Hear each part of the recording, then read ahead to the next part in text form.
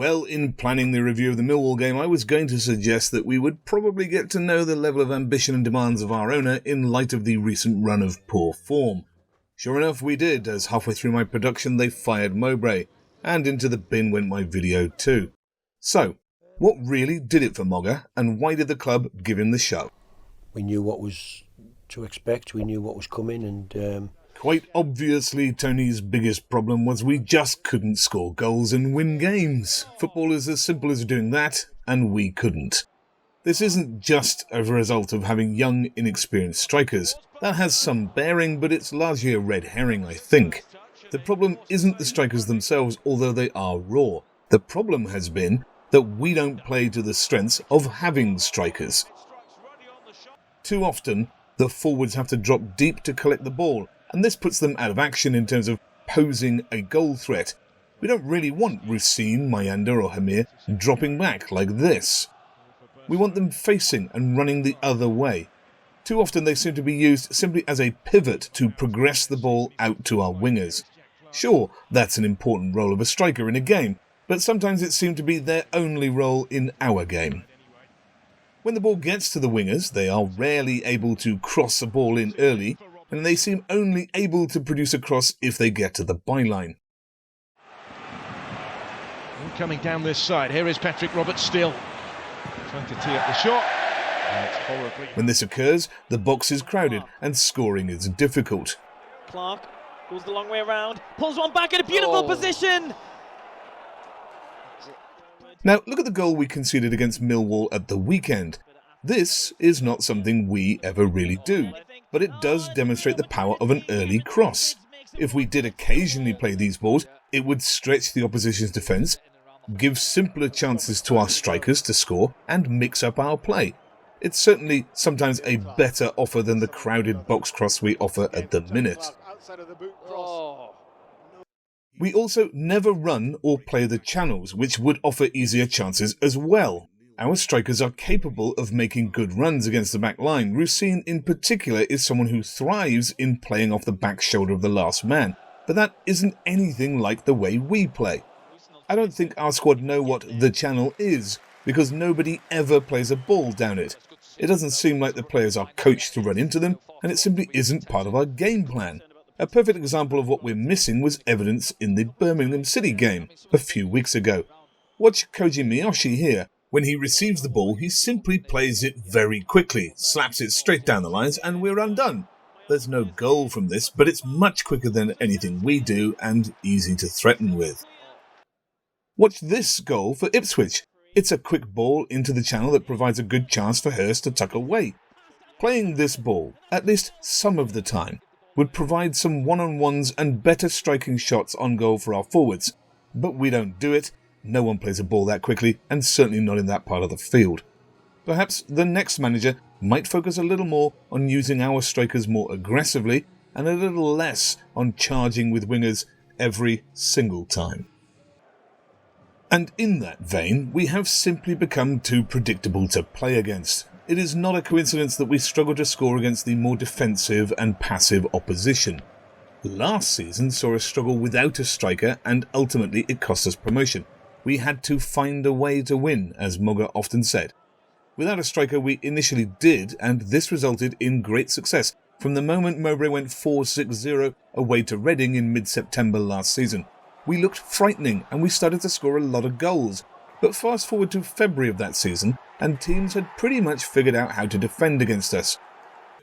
Results to Millwall, Bristol City and Rotherham in the space of 3 weeks in February seemed to offer a template to nullify us, as we took 2 points from 9 in those games.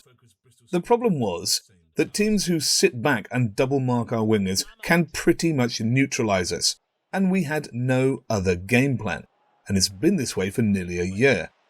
As this season started, Mowbray developed one way to try to combat this, and that was to seek to overload the midfield. At the end of last season, Gooch and then this season Hume were pushed forward from a right back into the front of the defensive line to free up another midfielder who could advance up the field and hopefully swamp the opposition.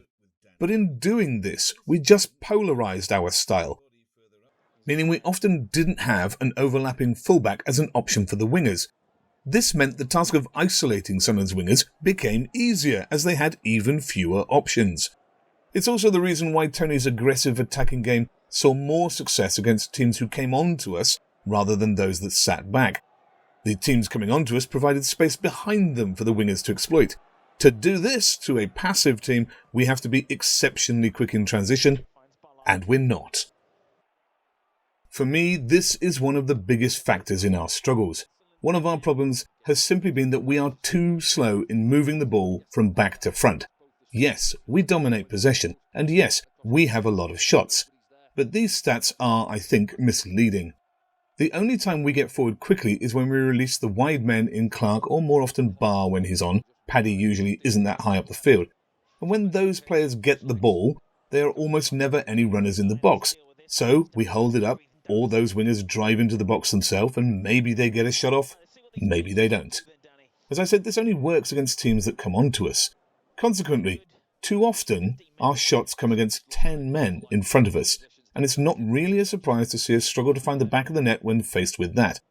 No one in the entire league has more shots outside the box than us, and only 4 teams have fewer shots inside the box than us.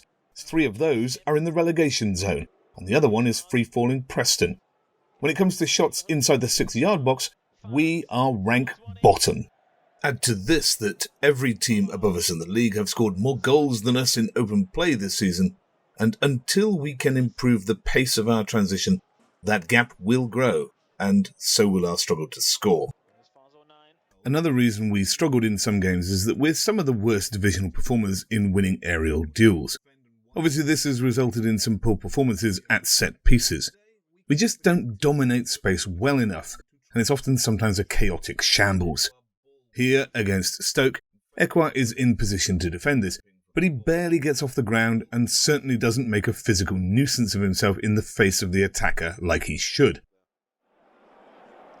He's gone on the inside of Ekwa. Again, here, against Leicester, it's a static Job that allows the shorter Justin to head the ball in the net. And again, here, against Huddersfield, it's Sealt who is simply the bystander. These are all easily preventable with a more physical manner of play. Put it down to them being young and experienced, fine, but it needs improvement. You can carry this over into winning second balls as well, which we're poor at. Our failure to seize on this one against Stoke resulted in a goal. Play continues and Stoke have scored and the Or this one against QPR. We just don't hound and fight for second ball possession as well as we could. Again, something else we need to improve on to affect the overall pan of results. Some analysis on what is likely to be needed to make the playoffs shows that in the last decade, the average number of losses recorded by a team in the playoffs has been no more than 14 losses. We are not even halfway in the season, and we've already lost 8. At our current rate, we'd stand to lose 19 by the end of the season. Too many. The average number of points needed to make 6th place in the playoffs in the last decade is a minimum of 74. Only 3 times in the decade has it been less than 74 points. Once was last year, and we're all agreed it's a tougher division this year. So, 4 games from the halfway mark, we're not making it. We're on course to get 65 points, well short of the likely needed to grab bottom spot in the playoffs this season. It's these alarming figures, probably more than anything, that caused the board to pull the trigger on Mowbray. There's barely half a season to put this right. Wait any longer, and there would be no chance to put it right. I really liked Mowbray. He was honest and decent and tried to do what he thought was best, and he gave us some of the best football I've seen Sunderland play in all my time of watching them. There was the wonder of that night away at Reading, and the tactical demolition of Southampton. Wonderful stuff. But he was appointed in a moment of need, and with rumours they were looking at other managers in the close season and results dipping to make the playoffs this season looking more remote with each passing week, he looked increasingly like a dead man walking. He was never the club's long-term plan, but he enhanced his own reputation and ours in his tenure here. I will think of him fondly, but now it's up to the board. If you wondered if they had any ambition, well, it's clear they do. And because of that, they probably had to sack Mowbray. They have made expectations clear, but the next appointment is likely to be a risk. It's also a crucial one for Kirill Louis-Dreyfus's 5-year plan. The playoffs this season is the club's minimum goal. I think we have a squad capable of making that with the right approach and a bit of luck. So let's see who we get for our new manager as we roll the dice and go again. It's the hope I can't stand. If you want to relive a couple of Mowbray's great moments, why not have a look at the 2 videos up here? His Preston win at the end of last season that got us into the playoffs, and his tactical masterclass demolishing Southampton.